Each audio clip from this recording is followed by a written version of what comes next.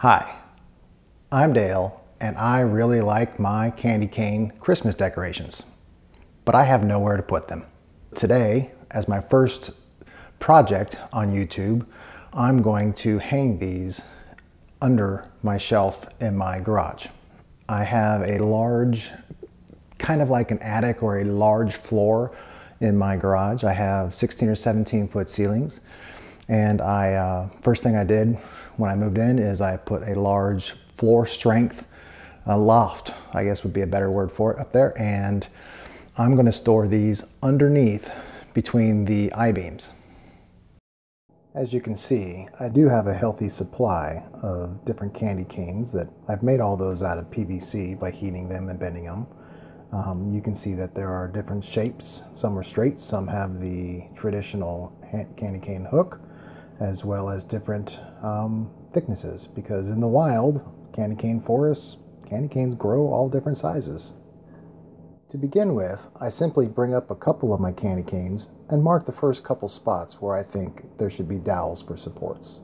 The first two supports will hold the far majority of my candy canes, but now I have to mark where additional supports will go for some of my larger candy canes. Because the two bottom supports will hang lower than the ledger board on my wall, I needed to put some scrap wood up that would accept the dowels to hold them tight against the wall. For this, I just used some scrap 3/4 inch plywood that I had laying around the garage. At this point, the main thing we need to make sure of is that our holes are level. So here I use a screw at the height of my first hole, and I'll use my level and I will mark spots at making sure everything is level. At this point, it's time to drill my first two holes. If you notice, I'm not really drilling at the original places I marked. That's because these boards had pre-punched holes in them larger than I needed, so I just offset it a little bit, and I'll transfer those to the other boards.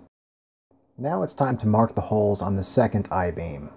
So I measure the holes on the first I-beam and simply transfer the measurements over for the first hole on the second I-beam. At that point, I'll use a level, just like I did on the first I-beam, to mark the second hole, so I can ensure that it stays level. At this point, it's time to drill the holes in the second I-beam. What's the saying? Measure twice, drill once. This time in the correct location. Next, I run the dowels through the holes on both I-beams and simply mark where they touch on the scrap plywood I attached earlier. Now it's time to drill the holes in the scrap plywood I put up on the wall. The main thing to remember here is only go through the plywood and don't go through your drywall. Now it's time for a quick test, so I run 2 dowels through all the holes into the scrap plywood under the ledger board, and I go ahead and give it a try. Looks good. Because the majority of my candy canes are shorter, I wanted to have 2 rows of supports for storage. So I simply measure up from the holes on the first I-beam, transfer those measurements to the second I-beam. Now it's simply drilling the holes on the marks, this time making sure the marks are in the correct spot first. Run the dowels through the hole and mark the ledger board just like we did before. Drill into the ledger board, again being careful not to hit the drywall behind the ledger board. The final 2 supports are for the longer candy canes, and for those we only need 1 row. So now it's time to repeat all the steps again. Marking the holes, transferring the hole markings to the second I-beam, drilling the holes, marking the ledger board, drilling the ledger board. With all the dowels now inserted, mark a dot on the dowels just inside the first I-beams for the cotter pin holes. Now measure and cut all the dowels to a length of 41 inches. That's the length from my wall to the outside I-beam. Now drill holes on all the marks for the cotter pins. I didn't have any cotter pins lying around, but I did have some spare bolts and nuts, and I'll use those for cotter pins. They'll work just as well, and I don't have to go and buy anything new. Thread the bolt through the hole, hand tighten the nut on the other side, and then repeat for all dowels. Now the only thing left is to install my candy cane trees under my I-beams for storage. This was a really easy project to do. I was surprised at how easy it was. My only real concern that I have is I use 3/4 inch dowels.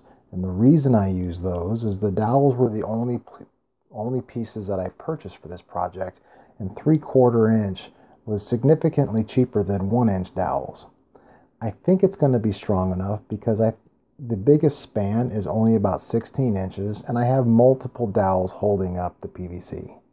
I realize that not all of you have candy canes to be put away, but I'm sure that a lot of you have extra shovels or extra PVC, things that you just want to get out of the way.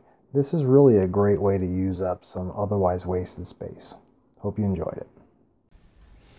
Okay, a little tip for all of you guys that are doing YouTube videos. Before you start your work, please remember to hit record, because I just put all of those things up there and I forgot to hit record, so I had to take them all back down so I could record putting them back up. And then as I'm going up and down that ladder lots of times, as you can see, I'm almost done. I only have 3 left to do. And that's when I remembered, like my father and his father before him, I am a Jedi.